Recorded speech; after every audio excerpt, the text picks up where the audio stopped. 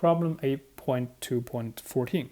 So suppose the phi 0 through phi n are orthogonal over the interval a to b with this weight w. Then we want to show that these functions are actually linearly independent. So orthogonal means that they're linearly independent.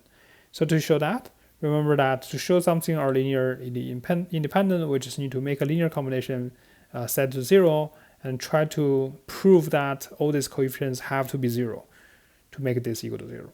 Okay. To show that, the standard approach is that you just need to multiply this by each and every one of this, take an inner product of each and every one of this with this guy, and then you know that because this is 0, so when you multiply to any one of those, it should be equal to 0. So when I multiply this to phi 0, it should be equal to 0 because this one is just equal to 0.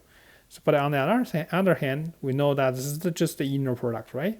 So you can move this in summation and the constants outside. So we'll just have this. And now because the phi's are orthogonal, that means the phi k, phi j, when we take an inner product of these two, it will be equal to 0 unless the k is equal to j. Okay?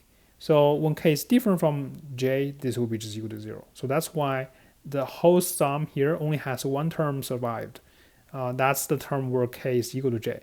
Okay, so that's why we multiply these two to just get phi j, aj.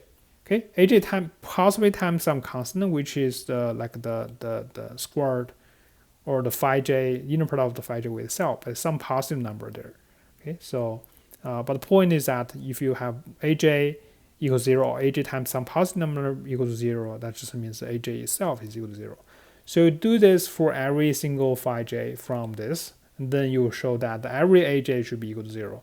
And that means that this linear combination, if it gives us 0, then all these coefficients have to be 0. And this proves that these functions are linearly independent.